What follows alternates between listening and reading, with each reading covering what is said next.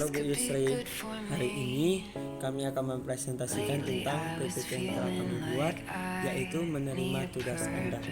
Nah, yang akan mempresentasikan di sini adalah saya sendiri, Hanjin Sudarto, bersama dengan teman-teman saya ada Anastasia, Herni, dan Dama.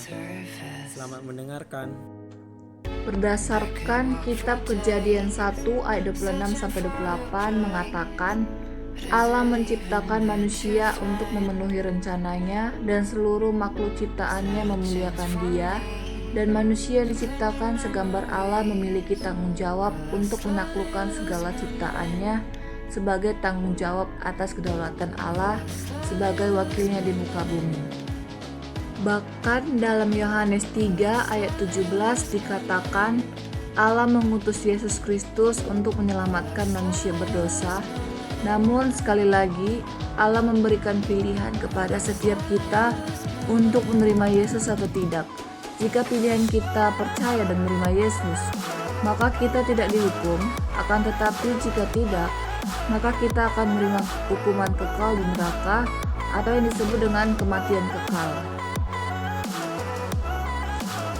Nah, mengenai tujuan dari penyelamatan yang dilakukan oleh Tuhan Yesus sendiri, di sana dapat kita terima maksudnya, yaitu melalui perikop tersebut dapat dijelaskan bahwa Tuhan itu melakukan pengorbanan, melakukan penyelamatan akan manusia itu bukan karena perbuatan kita, melainkan di sana Tuhan ingin membandingkan seberapa besar sih perbandingan kasih kita terhadap Tuhan dibandingkan dengan kasih kita terhadap hal-hal lain. Seperti misalnya kita ini hari Minggu, misalkan hari Minggu kita seharusnya pergi ke gereja dan melayani Dia, memuji Dia, tapi kita lebih memilih tetapi kita melihat ada sesuatu yang menarik yang dapat kita saksikan secara langsung.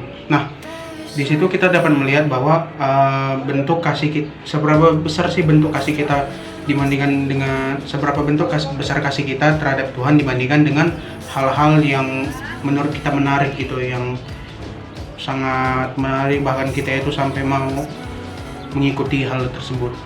Maksud dari pelayanan itu ialah di sana Tuhan ingin menginginkan kita sebagai wakilnya melalui kekurangan yang kita miliki. Di sana Tuhan ingin membuktikan bahwa di sana Tuhan ingin memberitakan kepada orang lain, tetapi melalui kita, melalui kekurangan kita. Jadi ketika kita memiliki kekurangan, kita dapat menyampaikan kekurangan kita itu menjadi wakil Tuhan melalui kekurangan kita itu tadi. Tidak ada pelayanan yang tidak penting di dalam gereja. Pelayanan bukan cuma sekedar ada song leader ataupun backing vokal, pemusik atau lain sebagainya. Tetapi pelayanan ketika kita menyebarkan firman Tuhan kepada orang-orang yang belum percaya, dan hidup kita bisa menjadi berkat bagi orang lain. Dari hidup kita dapat dilihat sebagai terang dan garam dunia. Kita dapat menerangi tempat-tempat yang gelap. Yang dimaksud adalah kita dapat membawa perubahan kepada orang-orang berdosa, menjadi kenal kepada Tuhan. Kita dipanggil untuk melayani Allah. Kita diciptakan olehnya.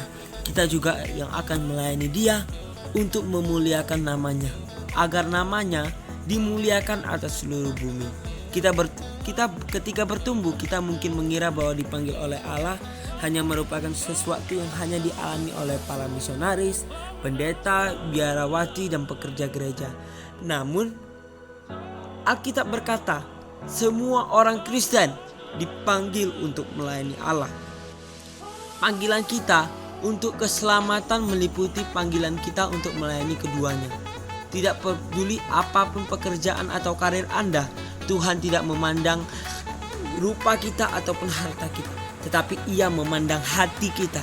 Ketika kita benar-benar sungguh-sungguh melayani Dia, maka kemuliaan Allah akan nampak dalam hidup kita, dan hidup kita dipenuhi dengan Roh Kudus.